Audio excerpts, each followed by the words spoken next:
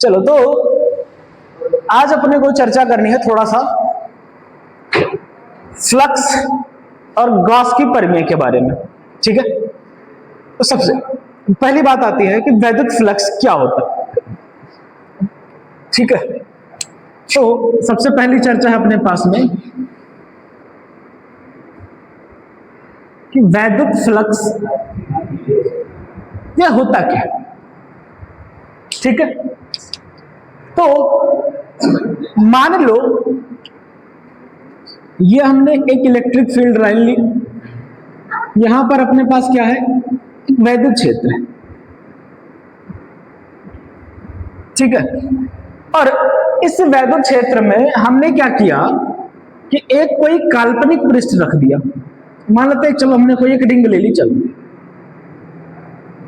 ठीक है, हमने यहां पे कोई रिंग ले ली ऐसे, तो इस रिंग के लंबवत कितनी वैद्युत बल रेखाएं गुजर रही हैं, उनकी संख्या को ही हम क्या कहते हैं, वैद्युत फ्लक्स कहते हैं। तो वैद्युत फ्लक्स को अगर आप परिभाषित करोगे तो आप परिभाषा क्या लिखोगे कि वैद्युत क्षेत्र में स्थित किसी भी पृष्ठ के अभिलंबवत गुजरने वाली चुंबकीय बल रेखाओं की संख्या वैद्युत फ्लक्स कहलाती है। क्या है ये?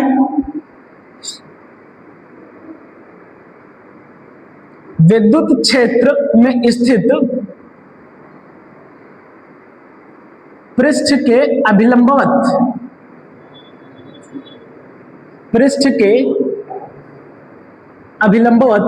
गुजरने वाली बल रेखाओं की संख्या, गुजरने वाली बल रेखाओं की संख्या आपका क्या कहलाती है, वैद्युत फ्लक्स कहलाती है।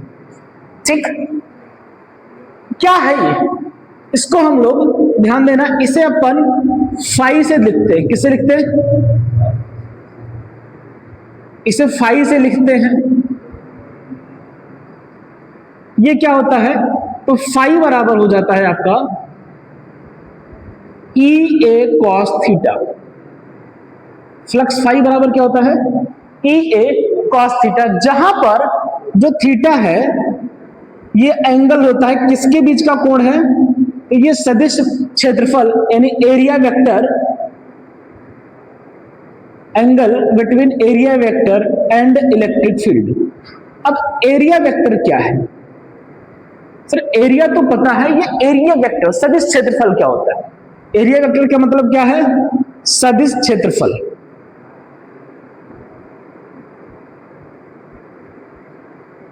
और इलेक्ट्रिक फील्ड आप जानते हैं वैद्युत क्षेत्र है।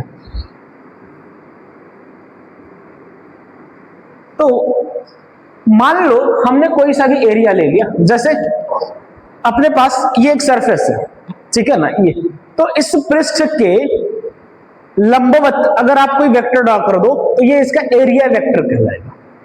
ठीक है, अगर ये वाला सरफेस है तो इसका एरिया वेक्टर ये हो जाएगा, नीचे वाला सरफेस है तो एरिया वेक्टर नीचे की दिशा में, इधर वाले सरफेस के लिए एरिया वेक्टर इस दिशा में। समझ रहे? तो बस जो पृष्ठ है, जो आप क्षेत्रफल ले रहे हो, उसके लंबवत कोई एक रेखा आपने खींच दी है, वो रेखा क्या कहलाएगी, एरिया वेक्टर कहलाता है, सदिश क्षेत्रफल कहलाता है। तो थीटा क्या होता है, एरिया वेक्टर के बीच में कोण। अब जरा ध्यान से सुनो, जैसे मान लो मैंने एक काम किया कि मान लेते थीटा की वैल्यू 0 है। बहुत ध्यान से इस बात को समझने की कोशिश करना। हमने इमेजिन किया थीटा की वैल्यू 0, तो थीटा की वैल्यू 0 है तो इसका मतलब हो जाएगा cos 0। cos 0 की वैल्यू होती है 1, तो जो फ्लक्स आएगा, फ्लक्स आ जाएगा E इंटू E। मतलब जरा ध्यान देना, cos थीटा 0 होने का मतलब यह है कि जो सदिश क्षेत्रफल है या जो आपने पृष्ठ लिया है, जो आपने पृष्ठ लिया है, पृष्ठ वैद्युत क्षेत्र के लंबवत है। ध्यान देना, गलती यहां हो जाती है, पृष्ठ क्या है, वैद्युत क्षेत्र के लंबवत है। लंबवत है तो 90 डिग्री होना चाहिए, नहीं। ध्यान देना, मान लो ये आपने सरफेस लिया है, ये आपका सरफेस है, और ये हमारी जो फिंगर्स है, उंगलियां, ये क्या है, वैद्युत बल रेखाएं हैं। अब वैद्युत बल रेखाओं की दिशा किधर है? इधर की दिशा में, ठीक है, इधर की दिशा में है।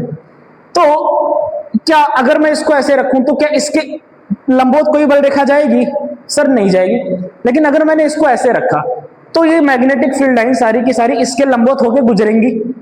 जब इसके लंबवत, तो आप देखो ये वैद्युत क्षेत्र, ये आपका जो पृष्ठ है और ये इलेक्ट्रिक फील्ड लाइन, दोनों एक दूसरे के क्या है? लंबवत है। दोनों एक दूसरे के क्या है? सर लंबवत है, तो थीटा जीरो क्यों है? थीटा जीरो इसलिए है कि जब आप इसका एरिया वेक्टर लिखोगे तो एरिया वेक्टर किधर जाएगा? इस दिशा में। इसका एरिया वेक्टर किधर जाएगा? इस दिशा में ना, इसके लंबवत, बाहर की ओर। समझ रहे बात को? तो इसका तो एरिया वेक्टर इधर जाएगा, यानी इलेक्ट्रिक फील्ड लाइन भी इधर है, इसका एरिया वेक्टर भी इधर है। एरिया नहीं, जो पृष्ठ है वो तो वैद्युत क्षेत्र के लंबवत है। पृष्ठ क्या है? वैद्युत क्षेत्र के लंबवत, पर इसका जो एरिया वेक्टर था वो इसकी दिशा में था। तो इस बात को ध्यान रखना, इसका मतलब क्या है कि पृष्ठ लंबवत है। समझ रहे बात को? लेकिन जब आप इसके भी लंबवत खींचोगे वैद्युत, इसका एरिया वेक्टर, तो वो इसके समांतर आ जाएगा। समझे बात को? तो अगर थीटा की वैल्यू क्या है? 90 डिग्री है, तो cos 90 का मान होता है 0, तो यहां से गुजरने वाला फ्लक्स क्या हो जाएगा? 0। ठीक है, तो ये छोटी छोटी बातें आपको दिमाग में रखनी। अब ये तो एक फॉर्म लिख लिया, इसी को कई बार अगर हमें छोटा सा एरिया लिखना हो, बहुत छोटे से क्षेत्रफल के लिए, तो हम इसी फ्लक्स को लिखते हैं डी फाई बराबर, ठीक है, इलेक्ट्रिक फील्ड जो भी है डॉट डी ए। अब डी ए लिखो, डी एस लिखो, तो हम इसका डॉट प्रोडक्ट ले लेते हैं। क्यों डॉट प्रोडक्ट लेते हैं? डॉट प्रोडक्ट में ही क्या होता है? ए डॉट बी आपको क्या देता है? ए बी कॉस थीटा, ये देता है। इसलिए हम यहाँ पे डॉट प्रोडक्ट ले लेते हैं छोटे से एरिया वेक्टर के लिए। और अगर मुझे फ्लक्स निकालना, चाहे फ्लक्स लिख लेते हैं, तो फ्लक्स निकालना है तो, और इसका कर देते हैं समाकलन। क्या कर देते हैं इसका? अगर आपको छोटे से एरिया वेक्टर के लिए फ्लक्स पता है तो आप ये लिखेंगे E डॉट डी एस, और पूरे के लिए क्या करेंगे? उसका समाकलन कर देंगे, तो उस पूरे सरफेस के लिए हमें मिल जाता है। इसको दिमाग में रखना, अभी आगे अपना ये काम आएगा। ठीक है, गॉस के नियम। कोई समस्या? फ्लक्स के बारे में इतनी बातें। दो तीन बातें और देख लो कि फ्लक्स क्या है? एक अदिश राशि है। फ्लक्स क्या है भाई? बल रेखाओं की संख्या है ना, तो बल रेखाओं की संख्या का मतलब क्या भाई? 10, 15, 20, 50 कितनी गुजर रही है, तो संख्या थोड़ा ना भाई क्या नाम है, सदिश राशि हो जाएगी। इस वजह से फ्लक्स भी क्या है अपने पास में? एक अदिश राशि है फ्लक्स। समझे बात को? अच्छा, इसका मात्रक क्या हो जाएगा? इसका मात्रक क्या हो जाएगा? सर वैद्युत क्षेत्र का मात्रक तो हमने पढ़ा था न्यूटन प्रति कूलम, यही पढ़ा था। क्षेत्रफल का मात्रक मीटर स्क्वायर, तो इसका मात्रक क्या हो जाएगा? न्यूटन मीटर स्क्वायर प्रति कूलम। या आप इसी को ऐसा लिखो, कोई दिक्कत नहीं। समझे बात को? अब बात आती है कि इसका विमीय सूत्र क्या होगा। ठीक है, तो विमीय सूत्र निकाल लो, इसका विमीय सूत्र ही लिख लो, विमा। तो इसकी विमा हो जाएगी, देखो, बल का विमीय सूत्र mLT-2, मीटर के लिए L स्क्वायर, बटे में कूलाम के लिए क्या लिखोगे? 80। ठीक है, तो इन सबको मिला के लिखोगे तो ऊपर ही आ जाएगा, तो क्या हो जाएगा? m L और ये L2 मिलकर के L3T-, ये -2 है, ये ऊपर आएगा तो -3 हो जाएगा। mL3T-3A-1। तो फ्लक्स का विमीय सूत्र क्या हो जाएगा? mL3T-3A-1। ठीक है, अब आप लोग भी, ठीक है, तुम्हारे टेस्ट वाले पेपर में जो होने वाला है टेस्ट, उस पेपर में ये वाला क्वेश्चन भी शामिल है, फ्लक्स। ठीक है, तो इसको बड़े केयरफुली सारी बातें दिमाग में बिठा लेना। समझे बात को? चलो छापो इतना आप लोग। नेक्स्ट अपने पास मुद्दा आता है गॉस का नियम। ठीक है,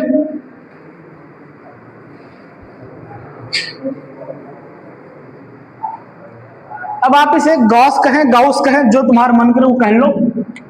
ठीक है, गॉस के प्रमेय। तो देखो, अभी तो हमने जो वैद्युत फ्लक्स वाला फार्मूला पढ़ा, ठीक है, उसके हेल्प से हम किसी भी सिस्टम से गुजरने वाला फ्लक्स निकाल सकते हैं। पर अगर मान लो तुम्हें कोई ऐसा सिस्टम दे दिया जाए जिसका तुम्हें एरिया ही नहीं पता, मान लो तुमको हमने ये सिस्टम दे दिया, अब इसका एरिया तुम निकाल पाओगे क्या? इसका तो एरिया हम निकाल नहीं सकते। तो जब ऐसा सिस्टम आ जाए हम जिसका एरिया नहीं निकाल सकते, तो उन सब के लिए गॉस भाई साहब ने अपनी एक प्रमेय दी, और इसके आधार पर हम इनके 3 अनुप्रयोग अपने सिलेबस में है, तीनों देखेंगे। तो इनका नियम क्या कहता है कि किसी बंद पृष्ठ से गुजरने वाला कुल फ्लक्स, साथ में लिख लो फटाफट, हम बोल रहे किसी बंद पृष्ठ से गुजरने वाला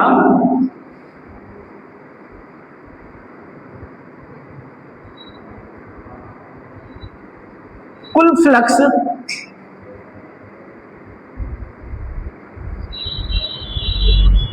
उस पृष्ठ से बद्ध कुल आवेश का 1/ε0 गुना होता है।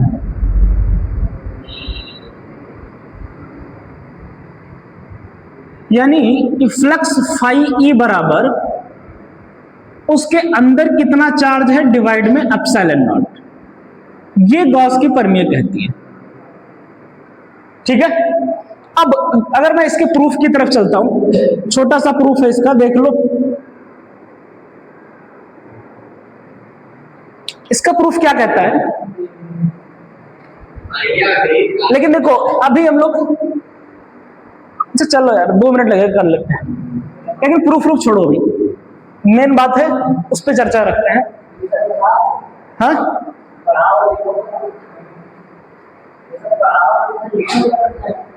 हाँ तो ठीक है, कोई दिक्कत नहीं।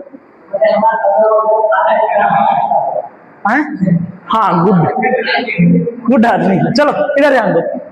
अब सुनो कि जब आप इसके अनुप्रयोग की बात करते हो, बच्चा इधर ध्यान दे लो, तो इसके 3 अनुप्रयोग हम देखते हैं। ठीक है भैया, आवाज ना करो आप, तो थोड़ा सा पढ़ा लेने दो। ठीक है, थोड़ा आवाज ना करो तो पढ़ा लेने दो, मन करे तुम्हारा तो, है नहीं। पहला अनुप्रयोग है क्या कि अपरिमित लंबाई के चालक तार के निकट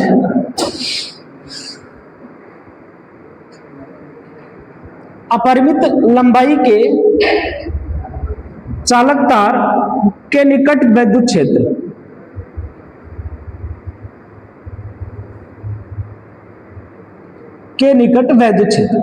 क्या है ये? जैसे मान लो ये हमने एक वायर ले लिया, ठीक है, जिस पर कुछ आवेश है, और इस आवेश का रेखीय आवेश घनत्व लैम्डा है। इस आवेश का जो रेखीय आवेश घनत्व है वो क्या है? लैम्डा इसका रेखीय आवेश घनत्व है। तो इस वायर के आसपास मान लो r दूरी पर तुम्हें क्या निकालना है? इलेक्ट्रिक फील्ड निकालना है। यहां पर पॉइंट P पर आपको ये पता करना है कि इलेक्ट्रिक फील्ड क्या होगी। तो इसके लिए रिजल्ट होता है इलेक्ट्रिक फील्ड E बराबर 1/4πε0 2 λ/r। क्या होता है रिजल्ट अपने पास? 1/4πε0 2 λ/r। ठीक है, या आप सीधा सीधा इसको ऐसा कह लो, इस पूरे को कांस्टेंट कह लो, तो आप इसे क्या लिखोगे? E बराबर 2k λ/r, जहां पर k का मतलब है इस कांस्टेंट से। अब सुन, यहां प्रूफ नहीं ले रहे हैं। जब अपन क्यूज देखेंगे, इनके 3 अनुप्रयोग हैं, हालांकि तीनों बार बार एग्जाम में, एक आधे हर बार एग्जाम में आता है। तो जब क्वेश्चन करना शुरू करेंगे तो वहां देख लेंगे, जहां पे आया होगा वहां प्रूफ देखेंगे इसका। बट हाँ, तरीका मैं आपको बता दे रहा हूं। तरीका क्या होता है कि हम क्या करते हैं कि सबसे पहला यहां पर एक अपने हिसाब से क्या करते हैं कि एक गॉसियन पृष्ठ मानते हैं बेलनाकार। ठीक है, और इस बेलनाकार पृष्ठ से पहला काम ये करते हैं। दूसरा काम ये करते हैं कि इससे गुजरने वाला टोटल फ्लक्स निकालते हैं। क्या करते हैं? टोटल फ्लक्स निकालेंगे। तो जो टोटल फ्लक्स होगा, ठीक है, तो 2 बातें आती हैं इसके लिए। यहां पर इलेक्ट्रिक फील्ड क्या है, कुछ मैं बता दे रहा हूं। इलेक्ट्रिक फील्ड इनटू में इसका, अब देखो जरा ध्यान देना कि ऊपर से कोई वैद्युत बल रेखा निकलेगी नहीं, नीचे से फ्लक्स निकलेगा नहीं। क्यों? क्योंकि एंगल 90 डिग्री बनेगा, सीधी सी बात इतनी। इसका एरिया वेक्टर क्या होगा भैया, ऊपर की दिशा में, नीचे वाले का क्या होगा, नीचे की दिशा में। ठीक है, तो ऊपर नीचे तो जाएगा नहीं क्योंकि 90 डिग्री बन जाएगा कोण, तो सिर्फ और सिर्फ फ्लक्स इधर वाले से निकलेगा। तो बेलन के वक्र पृष्ठ का क्षेत्रफल होता है, बेलन के वक्र पृष्ठ का क्षेत्रफल क्या होता है, 2 पाई आर एल। क्या होता है, 2 पाई आर एल। ये टोटल आ गया। ठीक है, और गॉस का नियम क्या कहता है कि गॉस के नियम के हिसाब से जो फ्लक्स होता है वो अंदर कितना चार्ज है बटे में क्या हो जाता है, एप्सिलॉन नॉट। यही होता है। ई का मान निकालना है तो आप इसको उठा के इधर भेजोगे तो आ जाएगा 1/2 पाई एप्सिलॉन नॉट, और ये आ जाएगा क्यू बटे एल। बड़े ध्यान से समझना, क्यू बटे एल इंटू में 1/r, आर भी इधर बटे में जाएगा। और क्यू बटे एल क्या है, एकांक लंबाई में आवेश जो कि होता है लैम्डा, आवेश रेखीय आवेश घनत्व। तो ये तुम्हें क्या मिल जाएगा, 1/2 pi epsilon naught lambda by R, ये मिल जाएगा। अब चूंकि हमें वैल्यू किसकी पता होती है, 1/4 पाई एप्सिलॉन नॉट की, इसलिए ऊपर नीचे 2 से गुणा करके यहाँ क्या लिखते हैं, 4 pi epsilon naught two lambda by R. खत्म प्रूफ इसका, इतना ही है, समझे। तो बट जब क्वेश्चन आएगा तो वहां प्रूफ देखेंगे। अभी के लिए आपको ये रिजल्ट याद रखना है कि कोई भी अगर चालक तार है तो उसके निकट वैद्युत क्षेत्र कितना होता है, 2k लैम्डा बाई आर। ठीक ऐसे ही हमारे पास दूसरा एप्लीकेशन है गॉस के नियम का। दूसरा एप्लीकेशन क्या कहता है कि कोई अनंत विस्तार की समतल चादर के निकट, ये बहुत पूछा जाता है यार, ठीक है ना, अनंत विस्तार की समतल चादर के निकट वैद्युत क्षेत्र,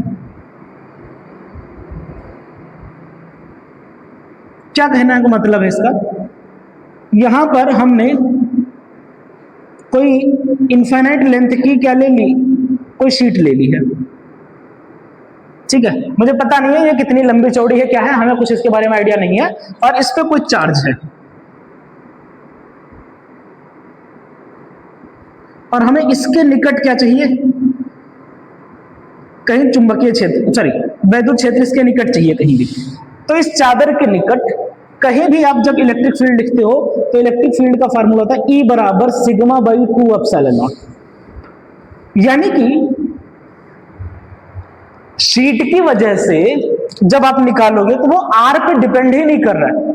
यानी आप कहने का मतलब मेरा ये है कि अगर तुमने कोई शीट ले ली आयताकार, ठीक है, चलो थोड़ा सा बना लेते हैं कल के लिए।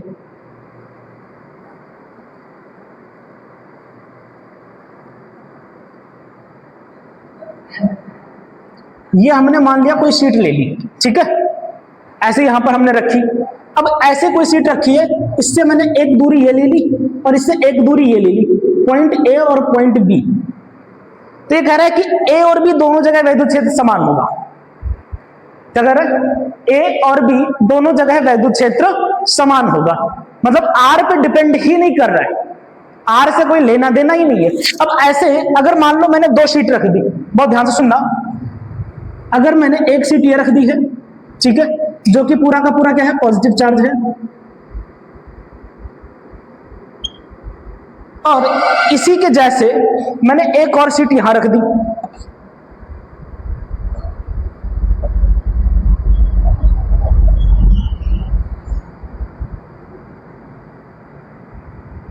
ठीक है, जिसपे मान लेते हैं प्रेरण के द्वारा इस पे नेगेटिव चार्ज आ गया। अब दोनों का एरिया मैंने मान लिया सेम है, दोनों का एरिया क्या है, सेम, इसका भी एरिया ए है, इसका भी एरिया ए है, ठीक है। इसकी चार्ज डेंसिटी प्लस सिग्मा है, इसके लिए माइनस सिग्मा है। जितना चार्ज एरिया उतना ही, जितना इस पे आवेश प्रेरण के द्वारा उतना ही उस पे आवेश है, दोनों पे आवेश भी क्या है, बराबर, इसलिए जो पृष्ठीय आवेश घनत्व सिग्मा है वो भी क्या है, बराबर है। तो मैंने 2 पॉइंट ले लिया, एक इन दोनों के बीच में पॉइंट ए और एक इनके बाहर। अब मैं जानना चाह रहा हूं कि इन बिंदु ए और बी पर वैद्युत क्षेत्र क्या होगा। अंदर वाला तो रिजल्ट आपको याद भी रखना पड़ेगा हमेशा हमेशा के लिए। तो पहले बाहर वाले पर जब आप बात करोगे बिंदु बी पे, कहां बात कर रहे हैं हम लोग, बिंदु बी पर चुंबकीय क्षेत्र निकालना है। तो भैया जाहिर सी बात है, हमने बार बार आपको बताया कि प्लस वाले की वजह से, ध्यान देना, वैद्युत क्षेत्र या चुंबकीय क्षेत्र बोल रहे हैं क्या, वो क्या है ना कि अभी उसी माहौल से निकले तो ठीक है, कोई बात नहीं है, विद्युत क्षेत्र की बात कर रहे हैं, टेंशन मत लो, अभी चुंबकीय क्षेत्र नहीं, सब्र रख लो, ठीक है। तो देखो भैया इतना ध्यान से समझना, जब आप बिंदु बी पर बात कर रहे हो तो इसकी वजह से इलेक्ट्रिक फील्ड किधर होगी, इस डायरेक्शन में, प्लस वाले से दूर जाती है E1, ठीक है। तो बिंदु बी पर नेट इलेक्ट्रिक फील्ड आप निकालोगे तो आएगा वेक्टर का E1 प्लस वेक्टर E2 दूसरे वाले के कारण। अब दूसरा वाला क्या है, नेगेटिव। नेगेटिव वाला कहता है मेरी ओर आएगी, नेगेटिव वाला क्या कहता है भैया, मेरी ओर आएगी, यानी इसकी वजह से इलेक्ट्रिक फील्ड किधर होगी, इस डायरेक्शन में। अब ध्यान से देखो दोनों विपरीत दिशा में है, तो इसकी वजह से कितनी हो जाएगी sir, sigma by epsilon not, sigma by 2 epsilon not, है ना। और इसकी वजह से कितनी हो जाएगी भैया, इधर की दिशा में उल्टा है तो minus sigma by 2 epsilon not, यानी दोनों प्लेटों के बाहर वैद्युत क्षेत्र क्या होगा, 0। ये क्या है भाई, इनके बाहर है ना। इसको एज अ क्वेश्चन ले लो, एज अ टॉपिक ले लो, जो समझ में आए वो रिजल्ट याद रख लो। अगर एक, अब दोनों अगर भाई अलग अलग होता, मान लो इसका सिग्मा 1 होता, इसका सिग्मा 2 होता, तो नहीं 0 रहता। अगर बराबर ना होता तो 0 ना होता, समझे बात को, इसलिए 0 होगा। बट जब आप बिंदु ए पर बात करोगे ना, बिंदु ए पर, तो बिंदु ए पर जो आता है वो क्या होगा, देखो प्लस वाले की वजह से इधर E1, प्लस वाले से तो दूर जाएगा, माइनस वाला भी अपनी ओर बुलाएगा, यानी दोनों की वजह से देखो डायरेक्शन सेम होगी कि नहीं। प्लस वाले की वजह से भी इधर प्लस वाले से दूर जाएगी, माइनस वाले की ओर आएगी, प्लस वाले से दूर जाएगी, माइनस वाले की ओर आएगी, दोनों सेम है। और जब सेम डायरेक्शन है तो क्या होगा, जुड़ जाएगा। तो नेट फील्ड आपको क्या मिलेगी, sigma by 2 epsilon not plus sigma by 2 epsilon not बराबर 2 सिग्मा बाई 2 एप्सिलॉन नॉट, ये कटेगा तो इलेक्ट्रिक फील्ड भैया ध्यान से, और ये रिजल्ट आप याद रखना, अगर कोई भी दो प्लेट जिनका क्षेत्रफल समान है, जिन पर आवेश समान है, उनके बीच में वैद्युत क्षेत्र कितना होता है, सिग्मा बटे 2 एप्सिलॉन नॉट होता है। याद रखना, संधारित्र में जब हम समांतर प्लेट संधारित्र पढ़ेंगे तो सीधा सीधा हम इस रिजल्ट को उठाएंगे, वहां पे सीधा हमें इस रिजल्ट से मतलब होगा, बाकी दुनियादारी जाए भाड़ में, ठीक है। अब तीसरी बात हमें करनी थी, पर अपने पास स्पेस का ये लिख लिया हो ना आप लोग, गॉस परमी वाला, ठीक है। तो इसी को मिटाल के तीसरी बात कर लेते हैं, ये फार्मूला, तो तीसरा यही देख लेते हैं। थर्ड वाला है, कोई भी गोलीय कोश है, आवेशित गोलीय कोश, अच्छा ठोस गोला आप में नहीं है, ध्यान रखना। तो आवेशित गोलीय कोश दिख रहा है, ऊपर तो ना निकल गया, हाँ ठीक। आवेशित गोलीय कोश के कारण वैद्युत क्षेत्र, अब ध्यान देना, गोलीय कोश का मतलब है जैसे आपने वो प्लास्टिक वाली खोखली गेंद ले ली, खाली वाली, उसमें अंदर कुछ नहीं है, समझे, ऐसे गोलीय कोश है। तो उस पर जब आप चार्ज दोगे तो पूरा का पूरा चार्ज क्या होगा, पूरा का पूरा चार्ज उसके सेंटर पर क्या, सॉरी उसके सरफेस पर फैल जाएगा, ठीक बात है। पूरा का पूरा चार्ज क्या होगा, उसके पृष्ठ पर फैल जाएगा। अब मान लो इसका रेडियस कुछ r है, रेडियस कितना है, r है, तो यहां पर हमें क्या करना होता है, अलग अलग जगह हमें वैद्युत क्षेत्र निकालना होता है।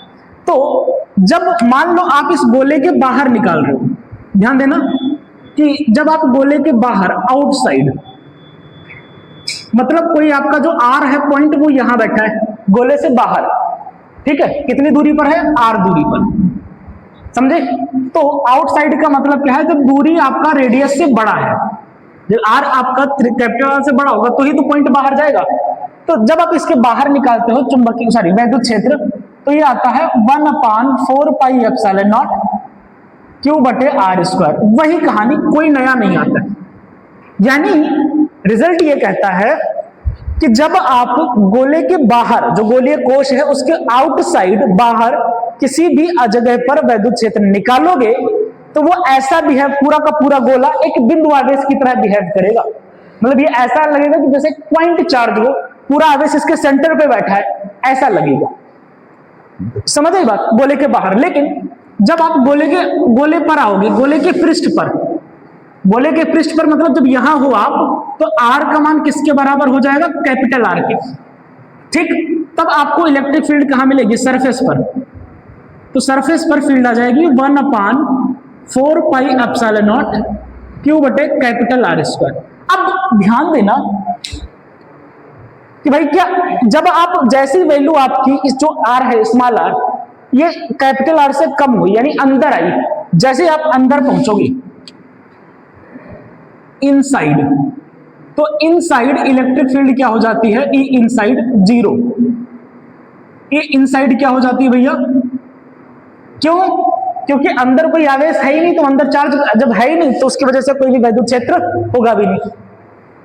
समझे बात को? तो ये आपके पास रिजल्ट है। यानी इसके लिए आप ये ग्राफ दिमाग में रख सकते हो कि मान लो ये आपने गोला लिया, ठीक है, इसका ये सेंटर है, इसका ये रेडियस, ठीक है, ये मान लेते हैं आपका दूरी r बता रही है, ठीक है, और ये हमने मान लिया कुछ इस पर क्या बता रहा है, वैद्युत क्षेत्र, ठीक है, इधर आप क्या बता रहे हो, वैद्युत क्षेत्र बता रहे हो इधर, और इधर r जा रहा है। तो जब तक आप गोले के अंदर हो, जब तक आप कहां पर हो, गोले के भीतर हो, तो गोले के भीतर जब तक आप हैं तब तक वैद्युत क्षेत्र क्या मिल रहा है, 0। गोले के भीतर जब तक आप हैं तब तक वैद्युत क्षेत्र क्या है, 0 है, यानी इस वाली लाइन पे जाना ही नहीं है, ठीक। और जब आप गोले के पृष्ठ पर पहुंचे तो आपको वैद्युत क्षेत्र मिला मैक्सिमम, वैद्युत क्षेत्र क्या मिला, मैक्सिमम। और जैसे जैसे फिर आगे जाना शुरू किया, धीरे धीरे वैद्युत क्षेत्र घटना शुरू कर दिया, धीरे धीरे क्या हो रहा है, फिर वैद्युत क्षेत्र घटना शुरू कर देता है ऐसे, ठीक है। तो यहां पर अंदर यहां तक इलेक्ट्रिक फील्ड क्या है, यहां पर 0 है, और यहां पर इनवर्सली प्रोपोर्शनल है r स्क्वायर की, ठीक है ना, यानी पैराबोलिक रूप में ये घटना शुरू कर देता है, ठीक। तो जब तक आप गोले के अंदर हो इलेक्ट्रिक फील्ड 0 है, और ये वाला पॉइंट कौन सा है, जब आप पृष्ठ पर हो, यानी r का मान किसके बराबर है, कैपिटल R के, देख लो सरफेस पर आपको, ठीक है। तो इसका ग्राफ भी आप दिमाग में रख लेना। तो फटाफट सारे अनुप्रयोग जो आपके लिए काम के रिजल्ट है वो सारे लिखो, और पहला चैप्टर आपका होता है समाप्त, वैद्युत आवेश और वैद्युत क्षेत्र। इनके एप्लीकेशन क्वेश्चंस में आएंगे, वहां पे करेंगे अपना लोग डेरिवेशन इसका।